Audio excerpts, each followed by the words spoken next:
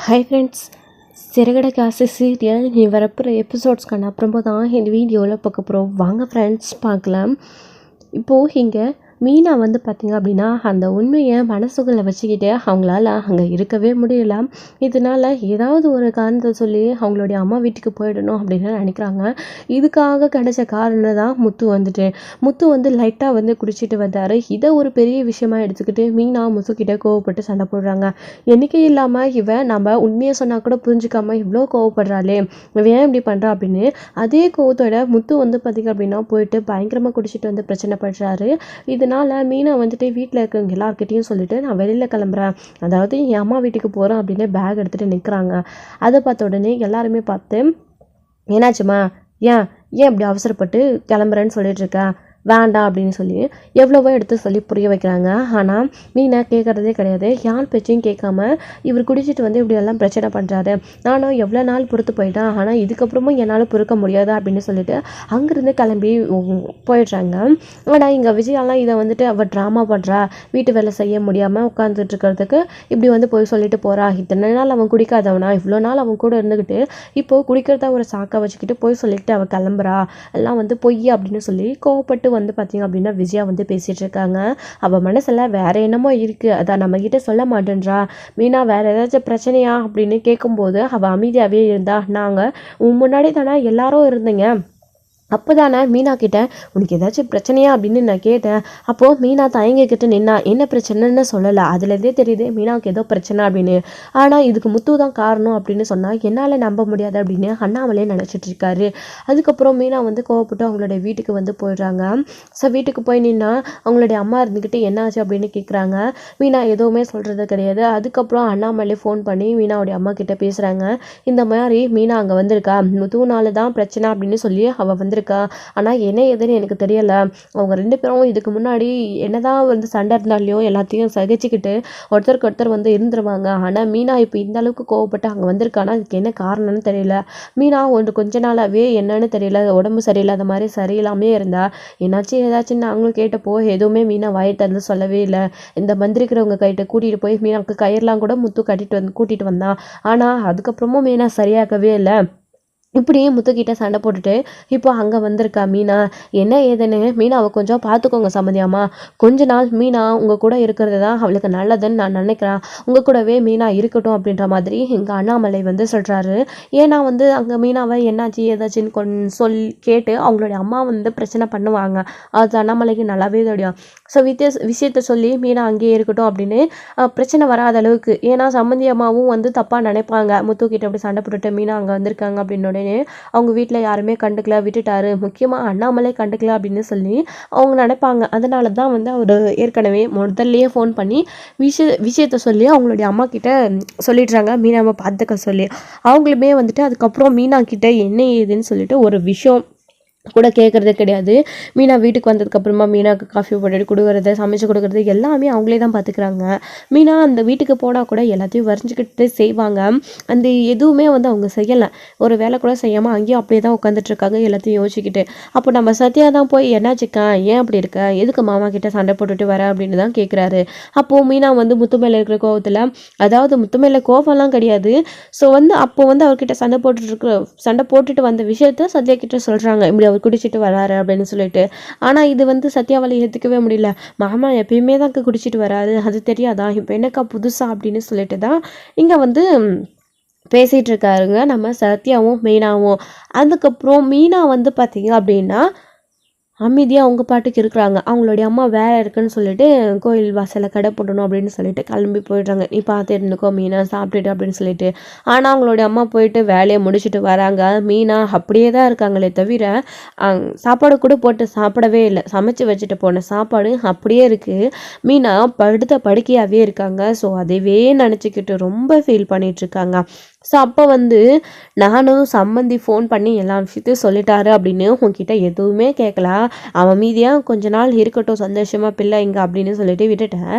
ஆனால் நீ என்னன்னா சமைச்சு வச்ச சாப்பாடை கூட சாப்பிடாம அப்படியே படுத்திருக்க, என்னாச்சு மீனா, உன் மனசுக்குலாம் அப்படி என்னதான் தான் நீ நினச்சிட்ருக்க, எங்ககிட்டயாச்சும் சொல்லலாம்ல அப்படின்னு சொல்லிட்டு அவங்க கேட்குறாங்க. அவங்க என்ன சொல்கிறதுனே தெரியல. நம்ம மீனாக்கு வந்துட்டு அமைதியாகவே இருக்காங்க. இதை பற்றி என்கிட்ட நீ எதுவுமே பேச வேணாமா, அமைதியாக தனியாக விட்டால் போதும் அப்படின்னு சொல்லிடுறாங்க.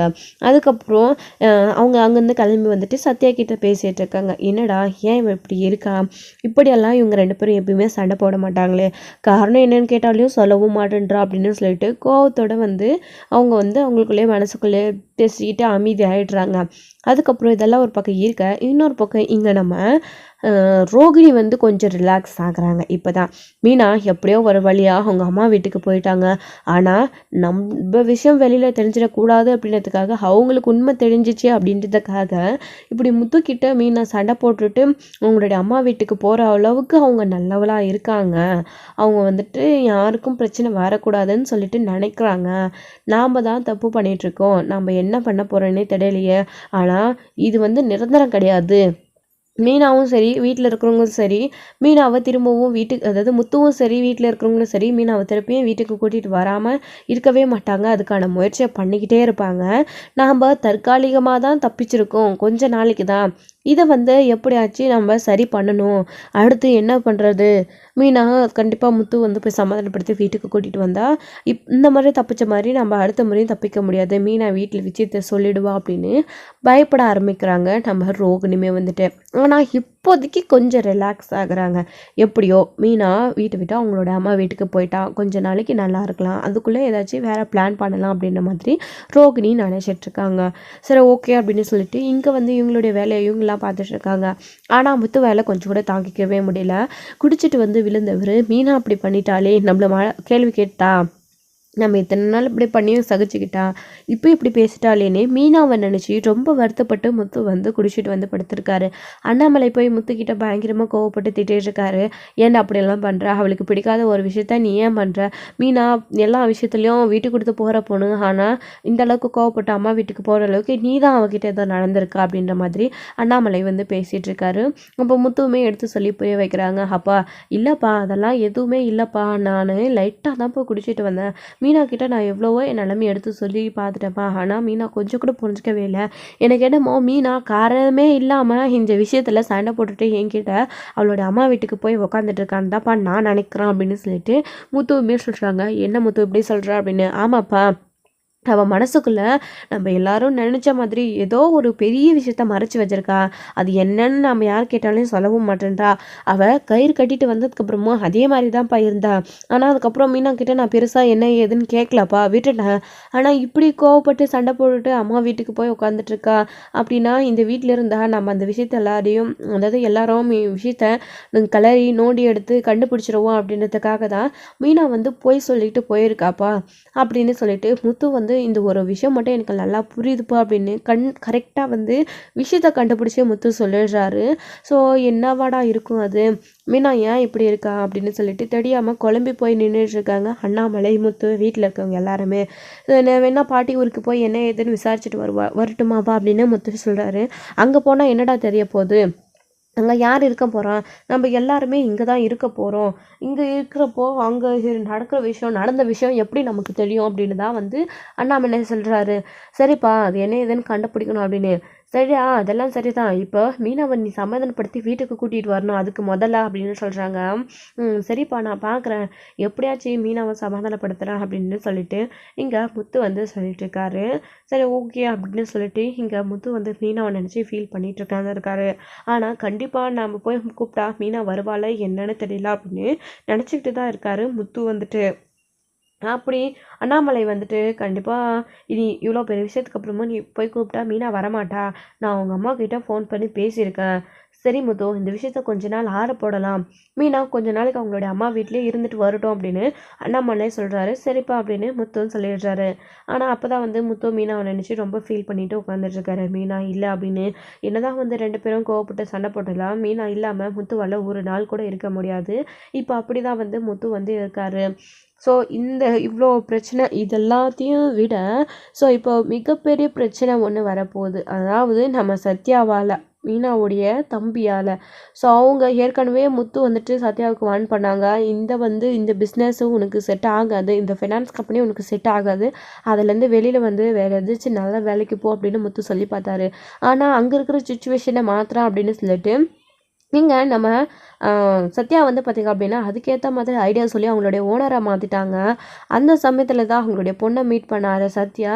ஸோ அவங்க சத்யா பேசின விதம் அவங்க பொண்ணுக்கும் பிடிச்சிருந்துச்சு. இதனால வந்துட்டு அந்த ஆஃபீஸில் டெய்லியும் வந்துட்டு அவங்க அப்பா கூடவே அவங்க பொண்ணும் இருக்கிறதுனால, முதலாளியோட பொண்ணும், ஸோ சத்யாவும் அங்கேயே இருக்கிறதுனால, ஸோ ஒருத்தருக்கு ஒருத்தர் நல்லாவே வந்து அட்ஜஸ்ட்மெண்ட் ஆகுது. ஸோ ஒருத்தருக்கு ஒருத்தர் நல்லாவே பேசி அவங்களுக்குள்ள, அதாவது இவங்களுடைய பொண்ணோடைய மனசில் சத்யா மேலே காதல் ஏற்படுது.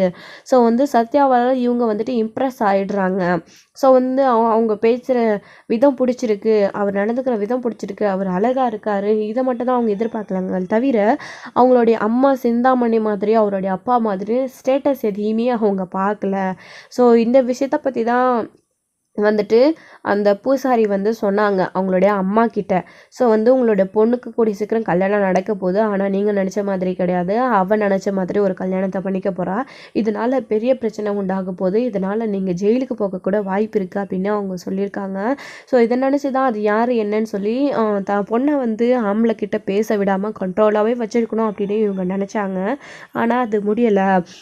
அவங்க அம்மா வந்து இப்போ அந்த பொண்ணுக்கிட்ட சொல்லி பார்க்குறாங்க, இந்த மாதிரி நீ அப்பா கிட்டக்கெல்லாம் போக வேணாம், நீ கொஞ்ச நாள் என் கூட வேறு, இவ்வளோ நாள் உன் அப்பா கூட தானே நீ ஃபாரினில் போய் படிச்சுட்டு அங்கே தானே இருந்த, நீ கொஞ்ச நாள் உனக்கு நான் வந்து மேரேஜ் பண்ணி வைக்கலாம்னு நினைக்கிறேன், அது வரைக்கும் நீ என் கூட இருக்கணும் அப்படின்னு சொல்கிறாங்க. மம்மி, அது எப்படி மம்மி முடியும், நீங்களும் அப்பாவும் தான் பிரிஞ்சிருக்கீங்க, அது உங்களுடைய பிரச்சனை, ஆனால் நான் உங்ககிட்டயும் இருக்கேன், டேடிக்கிட்டேயும் இருக்கேன், ஆனால் என்னுடைய மேரேஜ் விஷயத்தில் மட்டும் நீங்கள் மட்டும் எப்படி மம்மி தனியாக முடிவெடுக்க முடியும், இதில் டேடியும் சம்மந்தப்பட்டிருக்காரு, என்னோட கல்யாணத்தை கூட நீங்கள் 2 பேரும் தனித்தனியாக இருந்து தான் பிரித்து தான் நடத்தி வைக்கணும்னு பார்க்குறீங்களாம்மா, கண்டிப்பாக அது முடியாது, வேணாம் மம்மி, இது சரி வராது அப்படின்னு சொல்லிட்டு அவங்களோட பொண்ணு வந்து சொல்கிறாங்க. இல்லைம்மா, சொன்னால் கேளு, உனக்கு நம்ம வழக்கமாக பார்க்குற ஜோசியக்காரங்க ஜாதகம் பார்க்குறவங்க கிட்ட போய் பார்த்துட்டு வந்தேன், உனக்கு ஒரு கொஞ்ச நாளைக்கு நாள் சரியில்லாமல் இருக்குது கண்ணே, சொன்னால் கேளு, வேண்டாம் பிரச்சனை எதுக்கு, உனக்கு வந்து நேரம் சரியில்லை, இப்போது நீ அம்மா கூடவே இரு, நான் உன்னை பார்த்துக்கிறேன் அப்படின்னு சொல்கிறாங்க. உண்மையே சொல்லாமல் இந்த மாதிரி வந்து சிந்தாமணி சொல்கிறாங்க. ஆனால் அவங்க பொண்ணு வந்து சுத்தமாக கேட்குறதே கிடையாது. இல்லை மம்மி, உங்களை மாதிரி என்னையும் மாற்றிடாதீங்க, எனக்கு நீங்கள் 2 பேருமே முக்கியம் அப்படின்னு சொல்லிட்டு இங்கே அவங்களோட பொண்ணு சொல்லிவிட்டு அங்கேருந்து அவங்க பேச்சை கேட்காம சொல்ல கிளம்பி போயிடுறாங்க. ஸோ அவங்க சொன்ன மாதிரி தான் நடக்குது.